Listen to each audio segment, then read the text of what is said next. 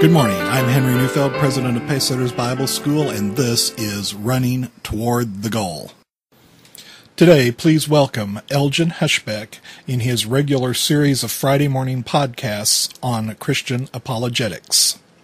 Last time, I looked at the problems with many of the parallels claimed in Zeitgeist, the movie, such as the movie's attempt to link the Bible to astrological ages. Another example would be the claim that when Jesus was asked by his disciples when the next Passover will be after he is gone, Jesus replied, "Behold, when ye are entered into the city, there shall be a man meeting you bearing a pitcher of water. Follow him into the house where he entereth in." The movie claims the man bearing the pitcher of water symbolizes the age of Aquarius, which will begin in 2150 A.D. This scripture, the movie claims, is by far one of the most revealing of the astrological references. For Jesus is saying that after the age of Pisces will come the age of Aquarius. While I agree this is revealing, what it reveals is the dishonesty of the movie. While Luke 22:10 is accurately quoted, the disciples' question is not. The movie makes Jesus' answer refer to a time after he is gone, to imply the age after Pisces. Yet the question the disciples asked was of far more immediate concern. Verses 7 through 9 set the context of Jesus' answer in verse 10. Beginning in verse 7, "Then the day of the festival of the unleavened bread came, on which the Passover lamb was to be sacrificed. So Jesus sent Peter and John, saying, Go and make preparations for us to eat the Passover meal. They asked him, Where do you want us to prepare it? As is clearly seen in these verses, the movies claim that the disciples were asking about where the next Passover will be after he is gone is simply false. They were asking about where they would eat that night. Even if this was not a problem, the symbolism is wrong, for as the movie describes it, Aquarius is always pictured as a man pouring out pitchers of water.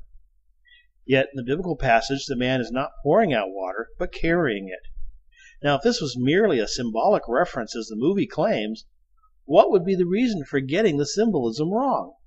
On the other hand, if the accounts were historical, then Jesus would say the man was carrying water if that was what he was actually doing. The movie passes on from there to talk about the end times, saying, "The cartoonish depictions of the book of Revelations aside, the main source for this idea comes from Matthew 28:20, where Jesus says, 'I will be with you even to the end of the world.'" The movie then makes a big deal of the word world being a mistranslation in the King James V, quote, "among many mistranslations," unquote, and that it should be read as age. It is unclear why the makers of the film chose to use and then correct the King James Version at this point, as opposed to citing a version that does render this as age, unless they were simply looking to make a more general attack on the reliability of the Bible.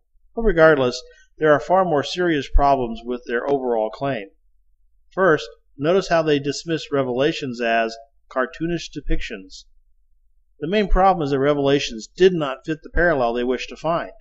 Again, this is one of the problems with such parallel-based arguments, for it ignores everything that does not fit and focuses only on that which matches.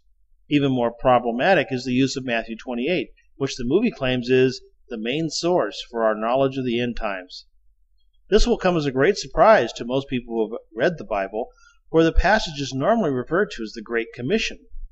Those looking for a discussion of the end times would do far better in Matthew 24 and 2 Thessalonians 2, assuming, of course, they wanted to set aside Revelations. Again, the depiction of the end times in these other passages don't fit the parallel the makers of the movie wish to make, so they are ignored. Further problems plague the movie's attempt to see Egypt as the primary foundation for Judaism and later Christianity. While again some parallels exist, the differences are even more pronounced. In fact, a major question for secular scholars is where did Moses get the laws that he gave to the Jewish people? Assuming, of course, one rejects that they came from God. Some have suggested that he learned them from his father-in-law Jethro, a priest of Midian.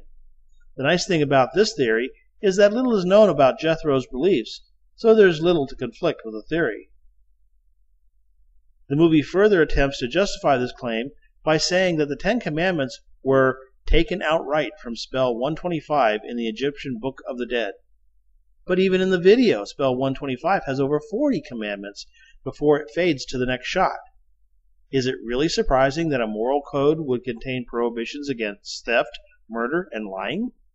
Interestingly, while the shots of Spell 125 show certain commands highlighted to give the impression that they were copied in the Ten Commandments, some of the highlighted passages are not in the Ten Commandments.